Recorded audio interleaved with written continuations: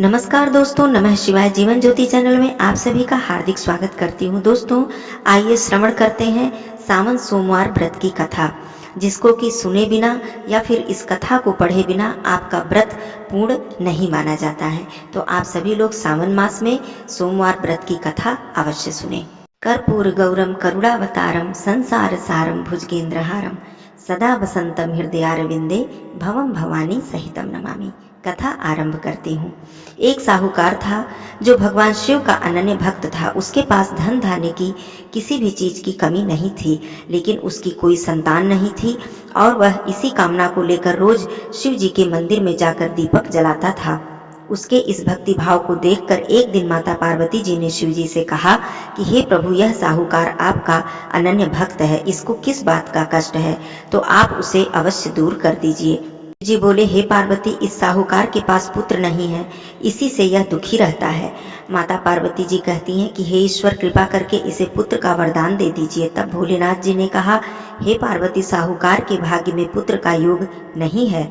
ऐसे में अगर इसे पुत्र की प्राप्ति का वरदान मिल भी गया तो वह केवल 12 वर्ष की आयु तक ही जीवित रहेगा। यह सुनने के बाद भी माता पार्वती जी ने कहा कि हे प्रभु, आपको इस साहूकार को पुत्र का वरदान देना ही होगा, अन्यथा भक्त क्यों आपकी सेवा पूजा करेंगे। माता के बार बार कहने से भोलेनाथ जी ने साहूकार को पुत्र का वरदान दे दिया, लेकिन यह भी कहा कि वह केवल 12 वर्ष तक ही जीवित रहेगा। साहूकार यह सारी बातें सुन रहा था, इसलिए न तो उसे कोई खुशी हुई और न ही कोई दुख। वह पहले की तरह भोलेनाथ जी की पूजा अर्चना करता रहा। उधर सेठानी गर्भवती हुई और 9वें महीने में उसे सुंदर बालक की प्राप्ति हुई।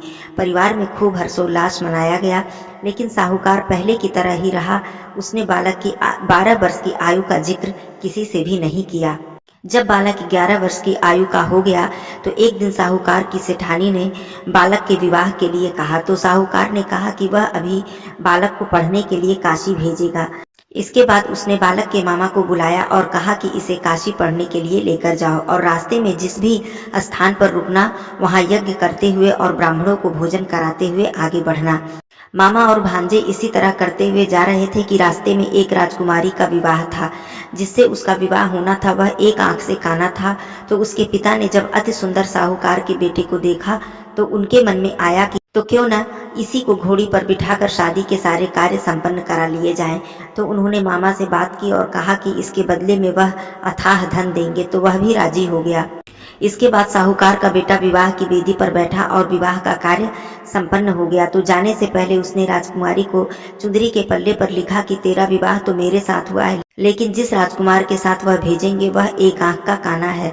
इसके बाद वह अपने मामा के साथ काशी चला गया। उधर राजकुमारी ने जब अपनी चुंदरी पर यह लिखा हुआ पाया तो उसने राजकुमार के साथ जाने से मना कर दिया। तो राजा ने भी अपनी पुत्री के बारात को वापस कर दिया और उधर मामा और भांजे काशी पहुंच गए थे। एक दिन जब मामा ने यज्ञ रचा रखा था, भांजा बहुत देर तक बाहर नहीं आया, तो मामा ने अंदर जाकर देखा कि भांजे के प्राण निकल चुके थे। वह बहुत परेशान हुए, लेकिन सोचा कि अभी रोना पीटना मचाया तो ब्राह्मण चले जाएंगे और यज्ञ का कार्य अधूरा रह जाएगा। जब यज्ञ संपन्न हुआ तो मामा ने रोना पीटना शुरू किया। उसी समय शिव पार्वती जी उधर से जा रहे थे।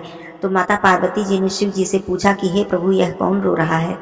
तभी उन्हें पता चलता है कि यह तो भोलेनाथ जी के आशीर्वाद से जन्मा हुआ साहूकार का पुत्र है। तब माता पार्वती जी कहती हैं कि हे स्वामी, इसे जीवित कर दीजिए, अन्यथा रोते रोते इसके माता पिता के प्राण निकल जाएंगे।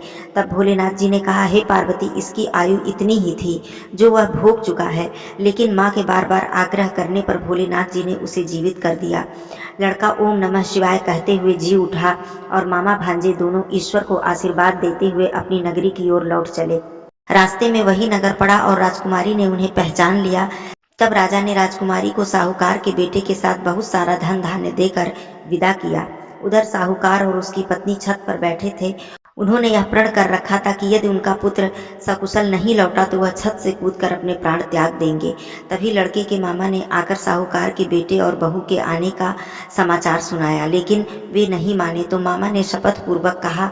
तब दोनों को विश्वास हुआ। तब दोनों ने अपने बेटे और बहू का स्वागत किया। उसी रात साहूकार को स्वप्न में शिव जी ने दर्शन दिया और कहा कि मैं तुम्हारे पूजन से प्रसन्न हूँ। इसी प्रकार जो भी व्यक्ति इस कथा को पढ़ेगा या सुनेगा उसके समस्त दुख दूर हो जाएंगे और मनोवांछित कामनाओं की पूर्ति होगी। बोलिए बाबा भोलेनाथ जी की जय, माँ पार्वती जी की जय। धन्यवाद दोस्तों। नमः शिवाय।